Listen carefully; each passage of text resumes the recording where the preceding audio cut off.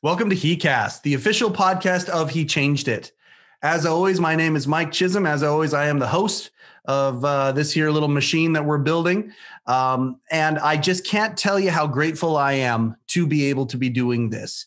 While other people are doing all the heavy lifting, building He Changed It, I get to be front row talking to all sorts of people about all sorts of things relating to what it is that He Changed It is, the men's mental wellness app that the He Changed It team is baking in the oven with love and building this amazing community and amazing movement that is He Changed It. I just love the fact that we have so many people who have so enthusiastically embraced what it is that we're trying to do here. Thank you very much for anybody who has already shared or subscribed this podcast. We would encourage anybody who does like it to do that. Thank you so much. We're grateful for that. We're grateful for anybody who's downloaded the app already. It's a fraction of what it's going to be, folks. I mean, I see what Candy and her team are doing and the roadmap that they have of what they want to build into the app. But already a lot of folks are using it and giving amazing feedback. So thank you very much. We just come from a place of gratefulness as we start this podcast here. You know, I feel like I'm the luckiest guy in this entire He Changed It experience because I get to host the podcast and really do nothing else. I get to have these amazing conversations with amazing people. And this podcast is no exception. In fact, this podcast proves what I just said there. The gentleman that we're going to speak with today, his name is Rainier Wylde, W-Y-L-D-E, Rainier Wylde. And he was given to us by a guy by the name of Jeremy Jalapeno. Jeremy was on the pod for listeners of the podcast. You might remember Jeremy from Men in Tubs, the Men in Tubs project, and talking about his ayahuasca experience. And Jeremy is a cool cat. Well, cool cats know cool cats. And there's a gentleman who is we're about to have a conversation with. That he is a guide. He is a teacher. He is a gentleman who helps people. But specifically men, for sure, but people transform their lives and has a program called The Rope, which we're going to get into. And he himself has had life discoveries and moved himself, leveled up. You want to call it leveling up, moved himself into a new place from the old place, rebirth, reawakening, whatever you want to call it. And he helps people have the similar experience to what he has and become who they're meant to become. Rainier Wylde, did I get it right? You did. You nailed it. Thanks for taking time out of your day to be part of heCast today, man. Let's go. Let's start. I got to start by asking you this. And I mean, I know the answer already, but I haven't gone too far down the path because the moment I found out the answer, I wanted to stop so we could talk about this organically together. Rainier Wylde. That ain't your Christian name. That's a name that showed up later on in life. Can you give us the genesis of where Rainier Wylde came from? Sure. Well, I think that the reality is that most of us labor under the assumption that we live a fixed life that sort of appears in a linear form and goes from point A to point Z, and we are the same yesterday, today, and forever. There's not a lot of possibility in that. And our culture really creates an overwhelming weight of scriptedness for most men that I encounter. I think especially men who I experienced in their 30s and 40s talk about this. There's this gnawing sense of disease that's haunting them, like they're missing something, like they've lost the keys to their own house. They're not living anymore. They don't have a connection to their soul, a sense of purpose. They're hungry for more than career, more than hobbies, more than peer groups. And that lostness terrifies them. It terrified me. There's a lost connection to a deep sense of self. And somewhere along the way, we stop being connected to that playful child or that daring explorer or all those things. And we become the kind of men that we thought we needed to be. And we feel lost. We feel stranded and we feel like we're mechanically going through life. And we inhabit a certain kind of scripting. At some point in my life, I decided I didn't want to be scripted anymore. I didn't want to be casted anymore. I didn't want to be the person who I was born into the world as. I didn't want someone else to name me. I didn't want to be named by someone else, summoned by someone else. The ancients used to have this understanding that a name would summon someone. And if you knew their secret name, then you could summon them. You could have power over them. I no longer wanted the world to have power over me. So in a tribal experience with other men, they named me a new name. And Rainier means wise counsel. Carlos Castaneda said, if man does not like his own history, rewrite it. And I think to some extent, that's exactly what I chose to do. I chose to reinvent, to reincarnate. And this is something, culturally that we don't give people the permission to do very much. One or two populations we give that privilege to. But for the most part, we think that we're here to live these very scripted linear lives. And I'm not very interested in that for myself or for others. Goddamn, there's a lot to unpack there. Okay, Rainier Wylde's wise counsel. Okay, where's the wild with a Y come from? Oh, well, the wild is a bit of a built-in, but it fits, right? And I think when we talk about wildness, when we talk about that sense of wildness, if you're anything like me, there's times when you just want to right away, right? Pull off the corporate uniform, pull away from the suburban streets, and pull into an experience that's just for you.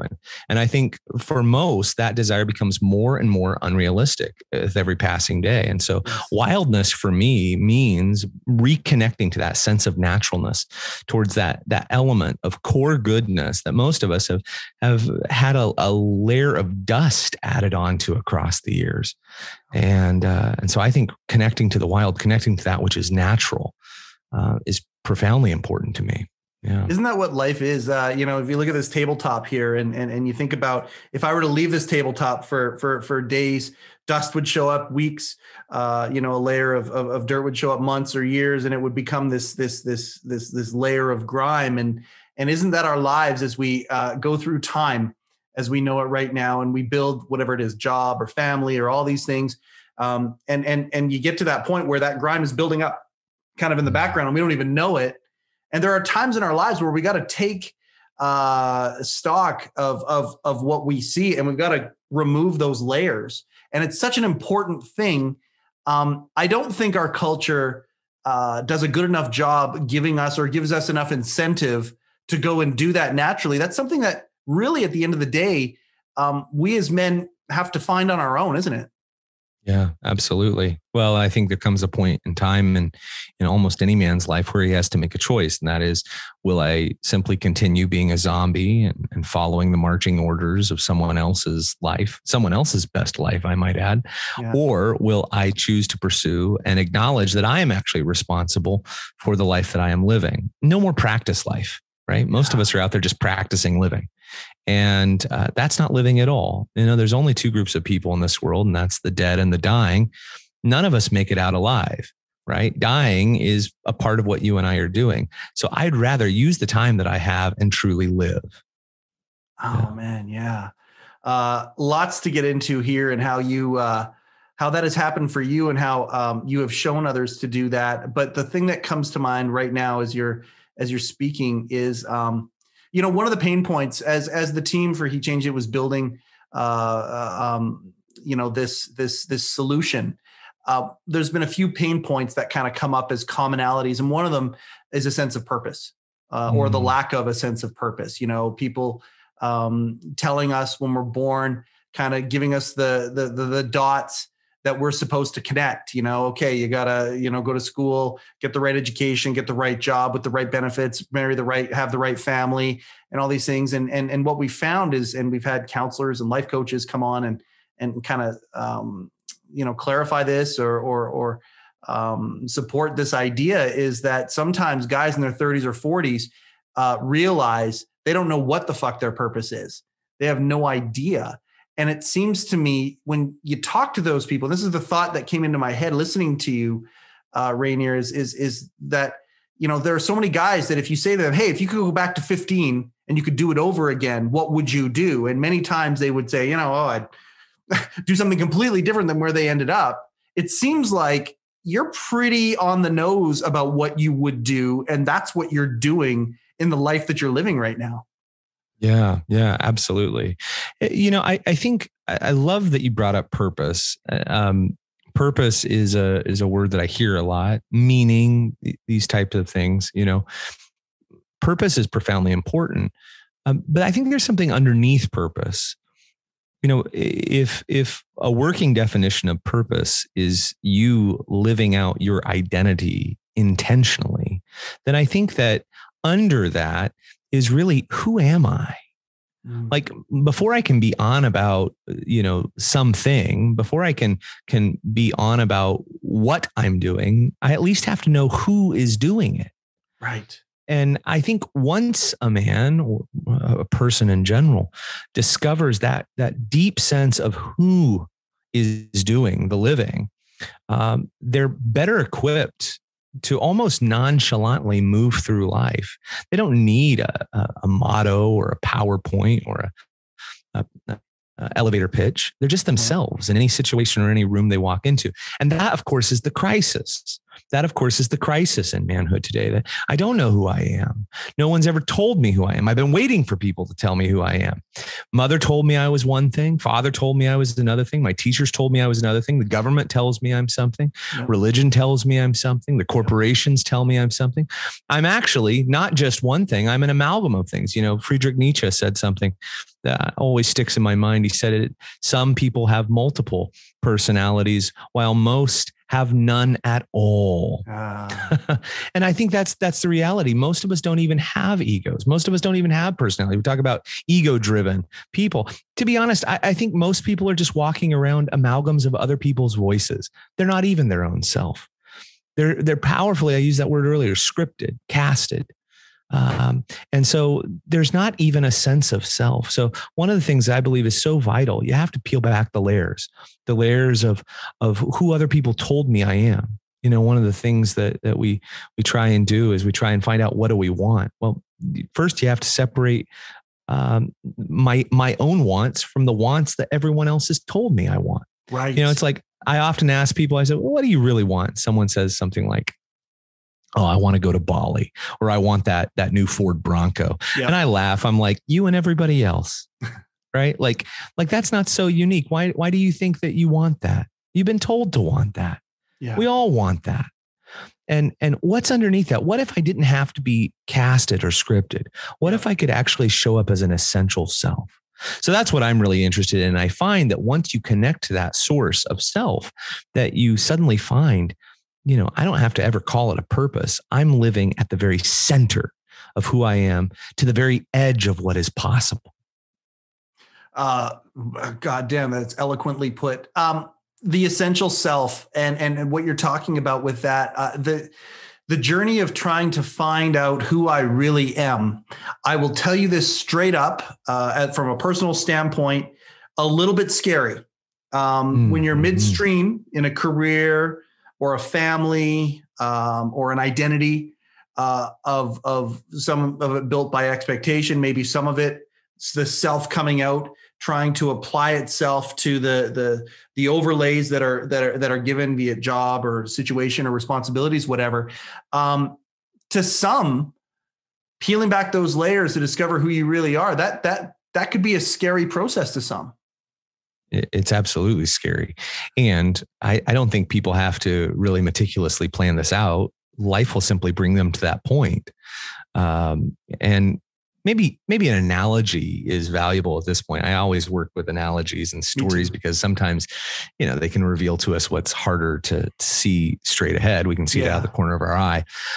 And just imagine like a pristine and clear mountain lake, and it's teeming with life, like amphibians and fish, overwhelming. And then something happens, winter hits, the cold wind blows, storms come, and there's that icy sheet that forms over the top of the lake. And so if you think about that, in a sense, that ice is protective. It's stopping the harm to what lies beneath, but it's also preventative. So the things that are underneath can't actually get out anymore. And in order to access those things, you have to, drill a hole in the ice and get through that line of defense. So as it is in the wild, so it is in our life. And when we're in the process of personality formation, when we're very young, we're really a potentiality. Like Maslow said, the highest goal of living is to actualize, which means until then, we're just a potential, right? We're just potentializing. And so I've witnessed the birth of my four children, and it's unparalleled. You see this profound sense of aliveness, right? And what happens when we encounter that is very quickly the cold wind blows.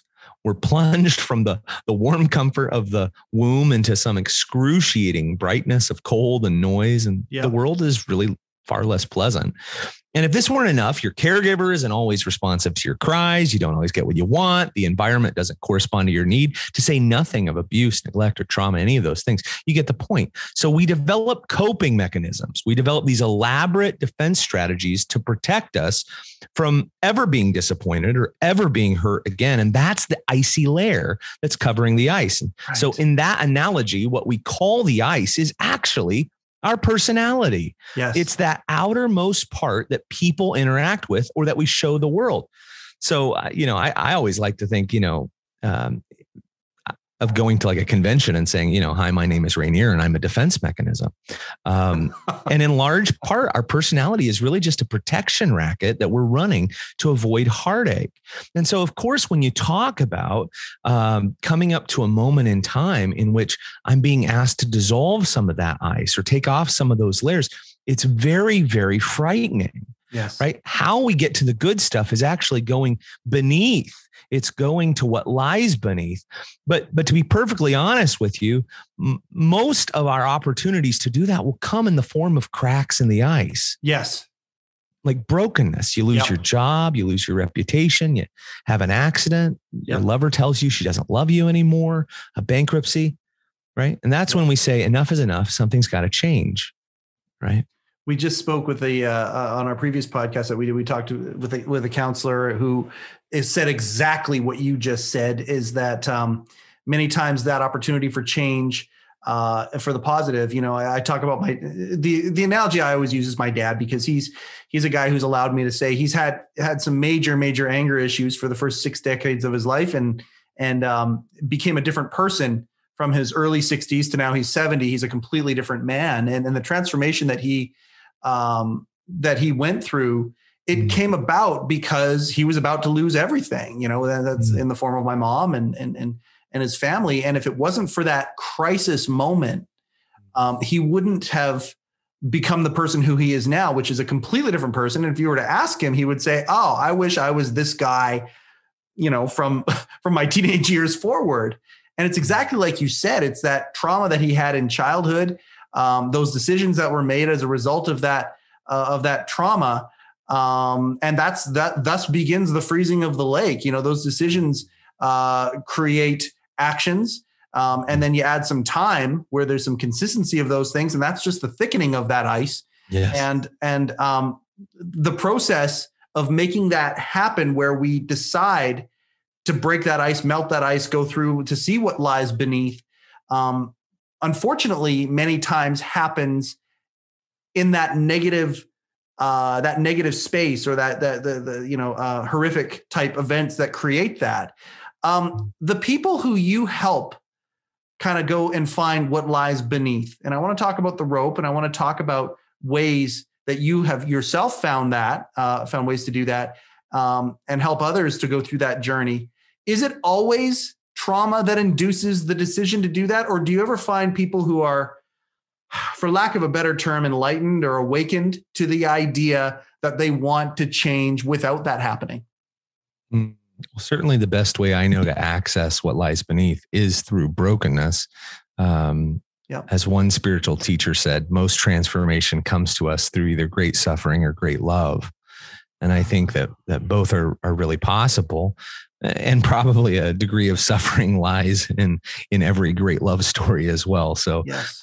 Either way, I tell you, the people who I encounter, you referenced people who hit these places in life, and of course these traumas, and that's when we get real fidgety, right? We start to say enough is enough. I remember this one moment, and I've shared this story publicly before. It's fairly ridiculous, and it always paints me in the worst possible light. But I let my tooth decay to a point where it became abscess. Yep. And I did this by quite simply just ignoring the pain for over a year. And I remember this moment came, like a year into the pain, putting Tylenol on, all these kind of things. I even bought like a numbing agent, like you can buy an over-the-counter numbing. I even did that. Well, I'm writhing on the ground in my downstairs living room with a towel like tucked in my mouth and making this weird animal moaning sound like, like coming out of me. And my wife says, "Oh my God, you've got to go to the dentist." And that's it. Like that's the moment for most of us, because someone looks at us and says, something's got to give. Yep. Right. And it usually takes someone else saying it. We're immensely capable of ignoring the pain, ignoring the reality, especially men, I find, for so long that it's usually in the form of a confrontation. You've been fired from 6 jobs or your last 3 lovers have said you need help or whatever that is. Or your kids say, I don't want to have anything to do with you. Someone says this is enough. Yeah. Now here's where it gets real interesting. Because you start to lose things and your immediate response is this: "Oh, I want to get it back." Yes. I want to get it back. I remember I was in a band and you and I were kind of talking about being musicians beforehand. And I was in this one band. It was very early on. We were working with a producer and we thought we were really hot stuff. And he came and he watched one of our practices and he didn't think we were quite as hot as what we thought. Right. And so he said, "Well, guys, I'm going to come back at some point in the future and see what you've got. But for right now, this isn't for me."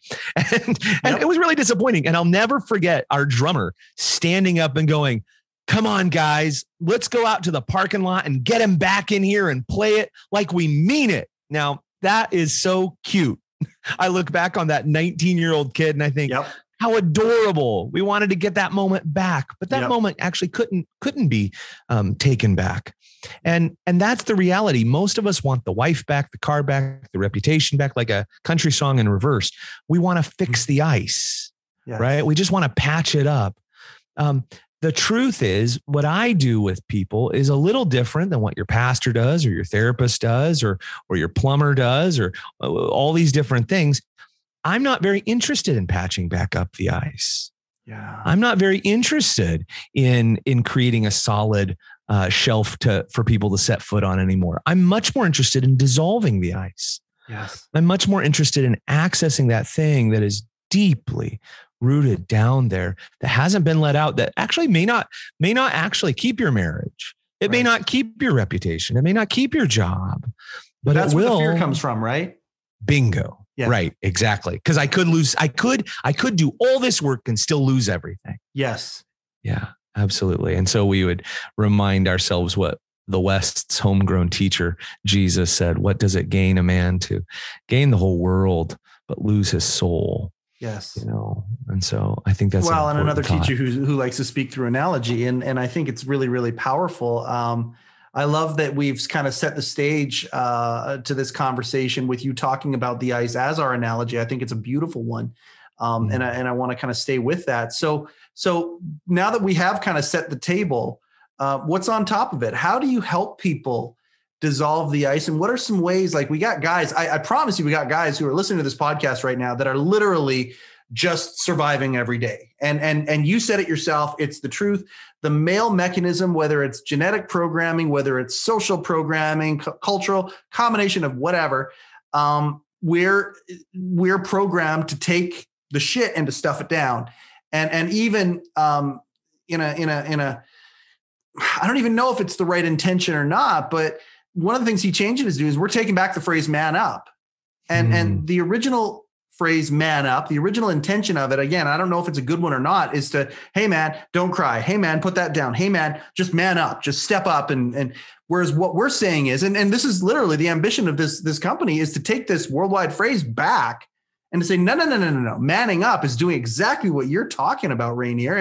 It's taking responsibility, find out who you really are. And manning up means being vulnerable and being accepting of these things and doing something about it in a positive way to fix those things. So I just said a lot of words there, but at the end of the day, now that you have set the table, what are some ways that you can help people do that? And what are some ways that our listeners might be able to take to help them? Well, before we get into ways to help them, I think I want to point out a couple of the common traps that men fall into. Yes. It's really important to know. The first is the myth of trying harder. In George Orwell's book, Animal Farm, the horse named Boxer was always saying, I'll do better, I'll try harder, or I can do more. And guess what? His efforts didn't improve anything. Yeah. In fact, it continued to degenerate. The world around him continued to degenerate, even though Boxer was giving it his all. And if you've ever been in a really crummy marriage or a relationship, guys who are listening, you know exactly what I mean. I remember realizing when my first marriage was over, 10 years later, we got a divorce. Right. Yeah. And I think a lot of people relate to that. We try harder. We try harder to please our partner. I think you'll only have to look around and see the governments of the world to notice this, right? It's like, well, that program didn't work. Hey, I've got a great idea. Let's throw more money at it and make it a bigger program of the same thing. Right. Yeah. And it's like, well, that's ridiculous. It didn't work before. Why would we think that making it bigger is going to make it better? Right. We have this wonderful myth of trying harder. We adapt our behaviors. We do anything to please the situation, but it's a treadmill and we know it. And that hamster wheel really is powered by that assumption about success. And that point of view assumes that technique and effort are what win the day. Yes. And it incorrectly believes that failure is the lack of hard work or information or data. And that's all really false. Right. I think of sometimes the Beatles. The Beatles were like a force unlike any other in music, right? Yep. There were scads of bands who had better technique, who even worked harder, or at least just as hard. Yep. But where are those bands now? Nobody knows them. No. Right. The Beatles were unique because they got together in a room. And when George and Paul and I forget the others now. Ringo and John. When they got into the room, and you see, I've just proved my point. I forgot even them. Eventually, everybody gets forgotten, no matter how hard they try. Even Ringo. Poor Ringo. Poor Ringo. And I think the myth of trying harder is a really, really important one. We get stuck in trying the same things over and over. The second thing is the myth of answers, right? And I remember a moment in my life where a girl had broken my heart. I couldn't get over it. She dumped me and I couldn't understand why. And that breakup had been brief and had come in the form of a nasty note and had left me really, really torn up. And I just kept repeating over and over, like maybe many people have, I just need closure and then I'll be able to move on. And I'll never forget what a friend of mine told me. He told me that I wouldn't move on. I would simply have more questions to feel upset about, even if she gave me closure. Yes. And today I couldn't agree more. So rather than try and work to understand what's going on for the ex-girlfriend, I should have worked on and focused on my own internal development. Right. So the myth of answers is the second one. And I think the last myth is the myth of either or thinking, right? This all or nothing. I'm going to change everything or nothing changes at all mentality. And I hear that a lot. Those are three myths I think are counteracted by, and this then gets into the question that you asked. Yeah. What's the way forward? Well, first of all, letting go. That's the first thing. In order to locate your inner child or that hidden voice of love, you have to claw through a lot of adult bullshit. Yes. And so you have to be willing to shed these layers that we're talking about. And that's the first thing. You have to be willing to take that painful journey of self-discovery. Doubt, confusion, uncertainty all occur when we start to take a hard look at ourselves. That's what I mean when I say letting go. What do we let go of? Well, we actually just let go of our certainty. Life is not absolute. Yeah. We recognize we're just beginners. We're just learning. And I think that gets into the second thing I would say, and this is a principle, is radical authenticity. Mm. And when we make decisions moment to moment, it's rare to think about the long-term consequences. And I think it's even more rare to ask what kind of storyline we're living out and why. In a lot of the pop men's work today, there's quite a bit of talk about bettering our lives. And I think that's important. But what does it mean?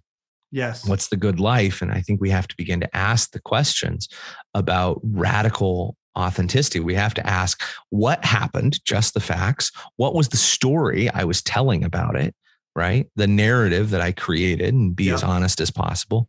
And then how did it make me feel? And if I can be honest with all of those things in really unparalleled levels of detail, it's like flipping on the light switch. I can begin to see what's really there. And then I get to make decisions out of that. I'll tell you, something that just brought up in my mind as you've said that.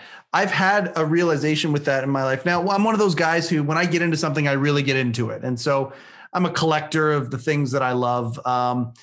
Certain, music and the bands that I'm into. Not only have I seen them live, but I've met a bunch of them. And I'm just that guy. When I get into something, I fucking get into it. And one of the things I'm Canadian, typical Canadian, I'm a big hockey fan. And I remember the day I'm a huge fan of a team called the Los Angeles Kings. And I can remember when I was a little kid, through what you're talking about here, that discovery. I remember the day I decided to be a fan of the Los Angeles Kings. I was less than 10 years old. I don't know where I was, 7 or 8 years old, whatever. And I saw an exciting moment. And I can remember, even at that immature of an age, I can remember saying the gear clicking and me making a decision that I was going to be a fan of that team. Now, I look at myself in my mid 40s now, and I'm still a diehard fan of this team. But when I go really hard into my head and I go back to that moment, I can still go back to that little kid deciding to be a fan of that team, which then led to all sorts of crazy decisions throughout my life and experiences, positive, right? But how authentic is it when at that age, I just decided that that's what I was going to be. And that's one little example. And I don't know how it falls into line with what you're saying, but that's something that I realized about a year and a half ago. I had that memory showed back up, and that's something that lays beneath my ice. And how many decisions did we make at a certain point in our lives that have led to our personality, who we are and what we do, That's right. As I often say, we're a what happened to me, right? And really, in so many ways, that's what we are. We're people who go along and we made a decision back then and there, or something happened to us, or someone told us this, and it impacted how we walked. It impacted how we moved. I call it being casted for a reason. If you've ever had a cast on your arm or your leg, your body actually grows, right, in such a way where it compensates for it. And you move different after that. You even get the cast removed and you still move different. Absolutely. And that's how it is. We've had the constraints of life put around us. We've been formed and shaped in a certain way, and we move differently because of it. And that's really what I see so much. That's been my life as well, And so the first thing I would ask almost anyone is, what are the cracks in your life? What are the places and the ways that in your life right now you're getting important feedback, right? And so, maybe someone's listening to this right now and they're thinking, God, how do I access some of this? Well, the first step is, how's the job going? What's happening in your family life, your love life? Where's the distress? Where's the disease? What messages are you receiving that are encouraging your desire to be transformed? I think that's an important place to start, right? To really, really look at what's going on. And then from there, I think we begin to notice those sticking points. And then I think one of the things that is always a real eye-opening experience is to notice, the values that I carry up to this point. Right. The things that I value, the things that I actually think are important or valuable. List them out.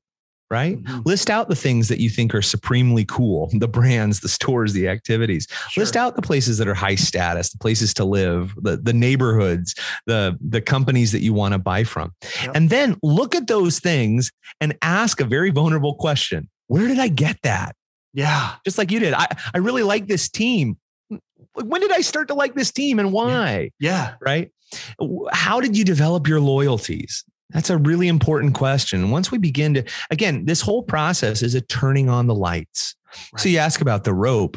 Really, the rope is an excavation of the layers, sort of an exfoliation, really, of all these layers, right? A letting go of the stories of what happened to me, a letting go of my conditioning, a letting go of the pat answers, a letting go of looking good or being right, all these different things, so that I can actually find that I can move again. And what men report to me over and over is they suddenly experience a profound freedom to be that they had never known before, right? Like standing in front of a blank canvas and being able to paint with a palette that you may not even know you had. And I think most of us, permission for freedom. That's it. It's permission for freedom. God, like, don't we need more of that? Like, we're stuck in these same cycles over and over. I get so tired of it. Maybe you're tired of it. I think the whole world's tired of it. Yeah. Right. We're all looking for a reboot. I remember when Y2K happened. Yes, right. Absolutely. 21 years ago. Yep. Now I was like many people, profoundly disappointed that the clocks didn't stop. Right. Yeah. Like I think everybody that I knew was kind of looking around going like, well, I hope that the satellites don't come crashing down to the earth. But then we were kind of also a little disappointed that they didn't. 100%. Because we wanted a reboot. We wanted a chance to start it again. You know, this pandemic that we've all been through. A lot of people have the same kind of musings that were saying like, God, I want to get back to normal. But if I'm really, really honest, I was never comfortable with normal in the first place. I want things to change. Yes. I want to change. At the beginning of the pandemic, a lot of people in my circle and other circles that I have followed talked about the idea that an awakening was happening. And as the pandemic has gone, I see a weariness that has shown up as normalcy might be returning and whatnot, because the hunger for that awakening. I love that you attach that to Y2K, because that's something that we can really be disassociated with, yet still many of us can still remember it. I think it's the exact same thing. And if there are people who are hungering for that awakening, perhaps it's not the culture that needs to awaken, because what you're talking about with things like what you do with the rope and through some of these, I don't want to call them techniques, but journeys that we can take, we can have that awakening in the current world. That's right. Yeah. In fact, stop waiting. Yes. Stop waiting for Y2K or the pandemic or the government or your. They're not going to do it for you. They're not. And, that is one of the key masculine errors, that the circumstances will change and then my life will change. Yes. Right. And really circumstances will never change in a way, right? You'll always run into obstacles. You'll always be challenged. Your partner will always annoy you or challenge you. One thing or another will happen, right? There will always be a tussle. There'll never be the perfect situation. A lot of guys say, in fact, I would just share a story. Many, many years ago, I worked with a guy, and every week he would come in and he would say, God, when I launch my business, things will be different. And so then I began to ask him, well, what would it take to launch your business? He said, well, I tell you, I wrote it all down in the business plan. I said, well, I want to see this business plan. And he would always talk about the business plan. And one time he would even say, God, if my girlfriend were to ever see the business plan, she would understand it. I mean, for a year, I just hear this. And finally, his girlfriend breaks up with him. Yeah. I said, what happened? And he said, she didn't get it. She didn't understand me. I even showed her the business plan. And I said, why don't you show me the business plan? So he came in the next week and he brought in a manila folder and he opened it up, and there in the manila folder was a napkin, and on the napkin, and I'm not joking you, was a picture, a pictogram drawn in crayon, and it wasn't a business plan at all. It had never been developed beyond what he had scribbled on with the kids coloring utensils there at a table in a restaurant. It was a fantasy. But he was sitting. It was a fantasy. Yeah. It was a fantasy. It was a delusion. And most of us never get beyond the delusion state. We just think, God, if I just had my shot. We never work hard enough to develop that thing, that next step. Yeah, I believe that my awakening and I believe the universe is pushing me in this direction of broadcasting, which is something that is my passion. It's something that I've always wanted to be. And I think that the universe is course correcting me. I've got a financial business, and that's how I, have fed the family up to this point. And when we talk about money, a common thing that I hear from people is that, if I only made, 30% more, 50% more of what I make now, everything will be okay. And it's like, no. You got to change your mentality about money before it'll be okay, no matter how much or how little that you make. You got to make the changes up here first, and how you view it, how you use it, how you handle it, how you think about it. And to me, we need that kind of reboot desperately when it comes to, otherwise delusion can be the only thing that we hold on to. And that's a sad, sad state when it's a delusion that's keeping us going. That's right. That's right. And it's sort of like a Ponzi scheme, isn't it? Yep. It's like the more money I put in, the more things I do. Yep. Right. And it's like, it's not going to change the nature of the beast. No, right? It's not. And I want to get to that. So you have this program that people can take part in called The Rope that does exactly what we've been talking about. And please just tell us about the program. Tell us how people can get involved. I know you have one coming up. I don't know if it's full or if it's too late. How has COVID changed it? Is it evolving? All the things about The Rope. Please, Rainier, let us know about this. And by the way, you can go to Rainier Wylde, WYLDE, rainierwylde.com, and you can see all of this stuff. And I highly recommend that you do. Just even reading the copy brought me hope and brought me into a level of wanting to think about things on a deeper level. So I highly recommend people go there and check it out. Sorry, I didn't mean to interrupt you, but there he talks about The Rope, but let's you and I converse about it a little bit. Yeah. Well, right before the pandemic, we had run our first live event of The Rope. And it was a really incredible time. I think there were 15 or so men packed in a small and beautiful cabin off of the Pacific Northwest coast. And it was a profound and life-changing event. And we were planning a second one, and that moment never came. And so I quickly realized this needed to go online. And so then I began to do a digital experience simulating this. Instead of a weekend, we drew it out into 8 sessions across 8 weeks. And those sessions were punctuated with a great degree of contact that happened in our exclusive social media group and contact with partners. There were some unique and very magical elements to it that quickly began to be apparent to all of us involved.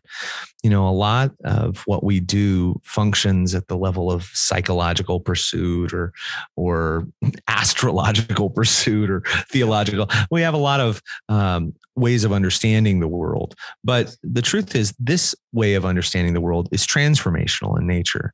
Every week, the whole focus of it is to shift our status of where we're standing, that we literally shift our position of where we are and what we are doing. It's hard to explain when I say it, just like it might be hard to explain how to walk if you've never walked before.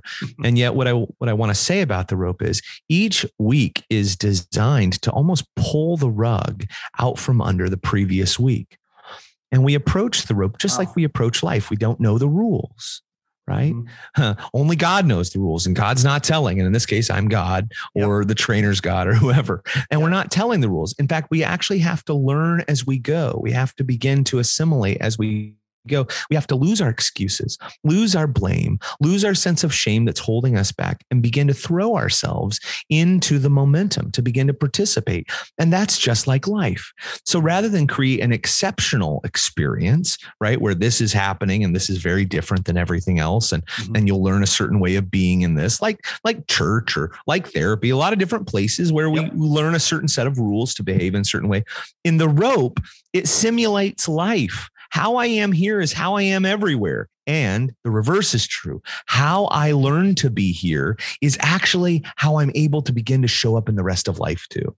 And by the end of it, there's very little me talking. Most of it is guys who can't contain themselves anymore because they're not only talking, but they are literally talking being. And what I mean is they inhabit their words. They begin to inhabit the very nature of who they say they are when they say they are. No more going through the motions. Exactly. And that's a powerful thing to witness. I got to be honest. Like I'm rather continually blown away by the end of it.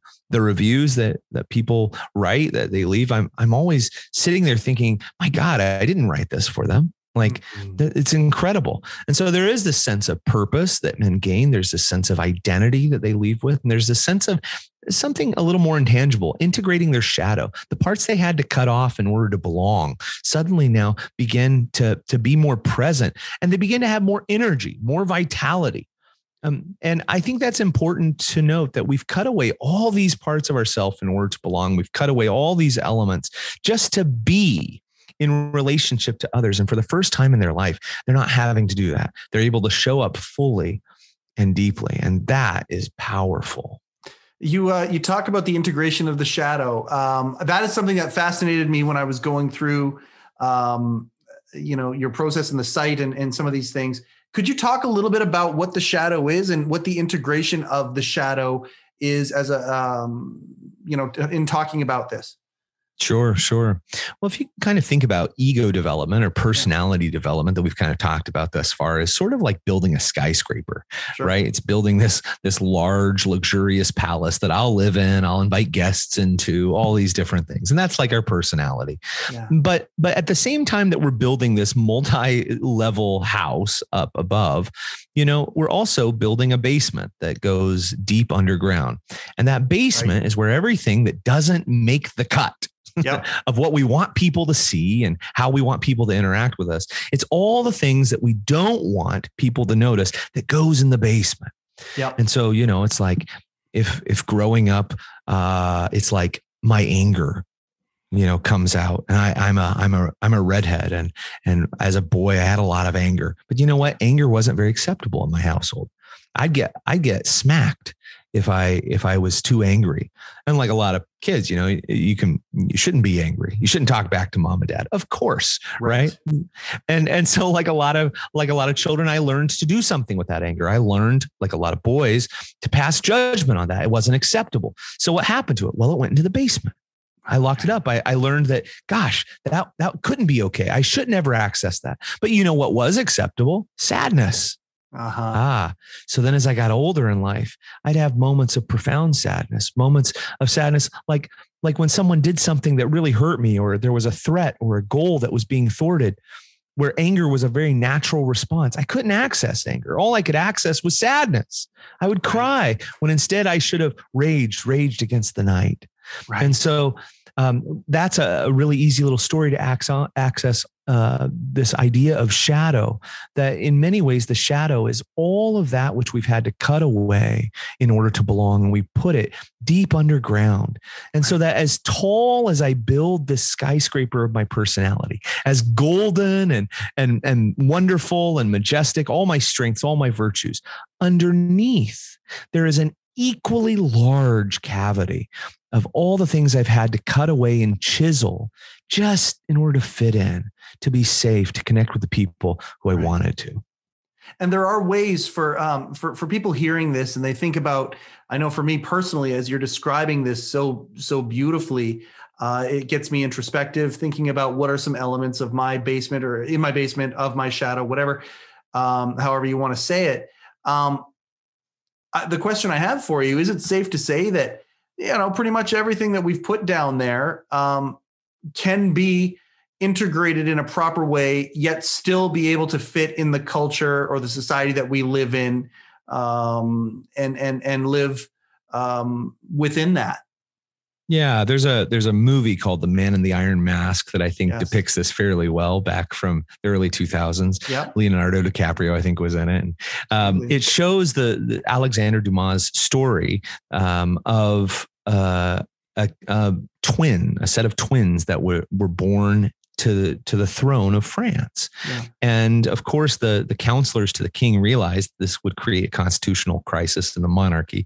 And so they appointed one of the identical twins to be the king. And so he was raised to be the king. He was dressed in a certain way. And the other was rather indiscriminately put into the dungeon. He was put into the basement, right? And there a mask was put on him, and he grew kind of overgrown. He grew this giant beard and long hair, and just like me. And his fingernails began began to grow and all these things. And he looked like a wild man. He looked rather monstrous down there. And of course, therein we realize that the shadow is actually the same substance of the stuff that is the persona. It's the same exact stuff, but it's undeveloped, unattended to, and rather nondescript. And there it grows monstrous in the basement, in the dungeon, right? So that over time, those things that really we've hidden or that we've neglected or that haven't been well formed, they really do become kind of horrific. And so when they escape, escape into the living room, well, all the counselors in the king's court look over at this wild man and they go, "Oh dear God, put him back in the dungeon." And that's how most of us encounter our shadow. Something comes up, our anger comes up, our lust comes up, our humor, whatever our sexuality, whatever it is that we had to stuff down there that goes undeveloped. Well, it didn't really mature or grow adequately, did it? No. And so when it comes out, it really actually messes up our life. But of course, the shadow is an opportunity. Once that comes out, we do really have the opportunity to choose to integrate it or not, to choose to work with it and develop it. I like perpetuating the basement analogy by saying, once I come down into the basement and turn on the lights, I recognize that the things that I thought were monstrous were actually just a whole bunch of junk that kind of got dusty and musty and overgrown. And I realized that the thing I thought was, Frankenstein is actually just Aunt Gladys's weird dolls. Yes. And then I can do this really unique thing of choosing, do I want to sell those off and get rid of them? Right? Or do I want to dust them off and bring them up into the front living room? Yeah. I get the choice, but I didn't have the choice. What a beautiful choice that is, by the way, to either let go or to integrate. And it takes the idea of you being the driver of your life, and really what an empowering thing that is. That's right. That's right. For me, that experience, like so much of this, came in the form of feedback that I could not deny or avoid any longer. People said to me, my partner, various people said to me, "Hey, this isn't working anymore." Yeah. And when that happened, I had to begin to look. Now, I, of course, had the option to just cover up and kind of put that icy layer back on. Fix the ice, yeah. Fix the ice, right? But instead, my choice was to go even deeper, to actually dive more fully into those things that had been hidden for so long. And what I discovered was that some of those things really, really needed to go. They actually weren't serving me or anyone anymore. Yep. But some of them were beautiful. They just had been left undeveloped. And so I began to work on them, and today, those are more beautiful parts of my life than I could ever have imagined. Right. And so that's shadow integration. I hate that this is the case, but I said it was going to be the case, that this was going to go way fast, and it has. First and foremost, Rainier, please, if I could ask you on behalf of myself and our listeners and viewers, I would love if you would commit to coming back at some point where we can continue this stuff. This is fascinating. I hate to have to turn this and say we're moving towards the close, but I have to turn this and we have to move towards the close. So being that the case, where we are right now in our conversation, where we are right now in our world, where we are right now in the cycle of your movement and of the rope and whatnot, how would you like to finish talking about this process, what people can do, how people can find you, and maybe for those listeners that are in that place of being lost, not even realizing about the ice, what final kind of words would you have for them? Yeah. Well, this time did in fact evaporate into the air, and I'm grateful to come back on and chat with you at any point in time, Mike. Thank you very much. I think if you're listening to this, I'd love to just invite you into something really, really practical, and that is, I'd love for you to sit down and just think about the things that make you unique, your skills, your gifts, your beingness. Just go ahead and write it down. And then when you're done, I'd like you to right there on that same list, note your flaws, the things that you hold on to as the things that cause you pain, that separate you and that distinguish you. And then I'd like you to keep on noting. I'd like you to think about the roles that have been placed on you, the things you haven't chosen, right? Then I'd like you to think about the roles you have chosen in your life, right? I've chosen fatherhood, for instance. That's something I chose. Or volunteering committees, anything like that. And then I'd like you to keep thinking. I'd like you to think about what your hopes are, your fantasies, who you see that you may become and what you may do, and just name them, right? Losses, trauma, things that have shaped you. In other words, I'm asking you to look at your life, right? To take an honest inventory of how you show up in the world, how you occur right now. And then I want to invite you to do something very unique. I want to ask you or invite you to consider letting it go. Just letting it go for a moment. What if the things that are on that paper, if you wrote those things down, didn't have to define you? What if you could show up as a verb or a happening? I want to just invite you to play with that, to play with standing in a clearing on an open field and getting to choose which way you want to run and sensing the power in that. That's what I'd like to invite your people to do. And honestly, it'd be a wonderful exercise to sit with for an hour or so if they have that time. If you want to look me up, please do look me up, rainierwylde.com. You can find me on Instagram, Rainier Wylde, any given moment. That's where I hold forth and enjoy. If you're a man who's interested in, it seems like the quarterly occurrences of the rope, I think we'll be going live at some point in time. I'd hope for that. And that'll be a unique and interesting experience for all as well. More than that, even if it's not with me, consider the contents of your life.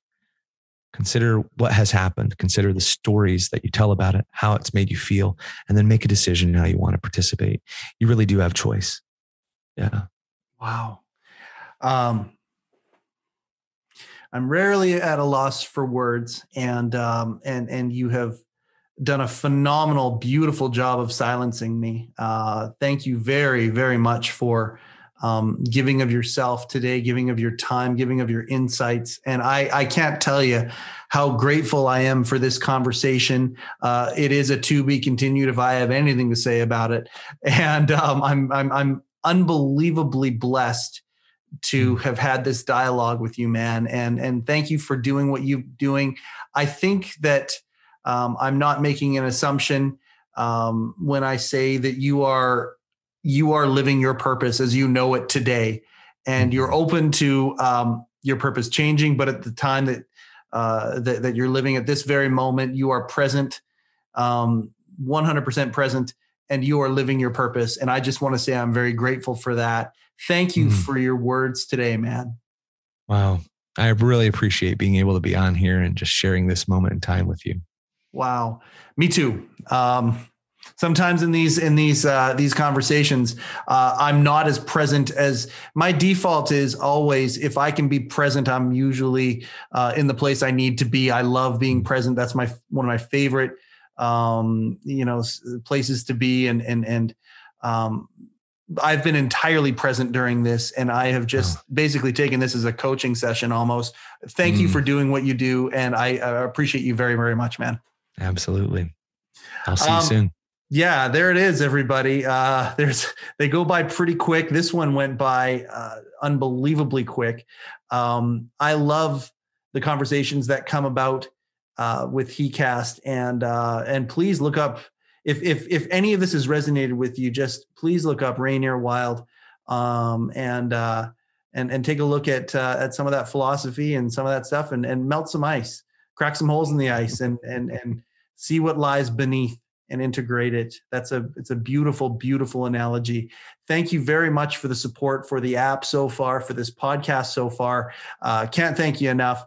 That's another episode of heCast, the official podcast of He Changed It. My name is Mike Chisholm. Go change something.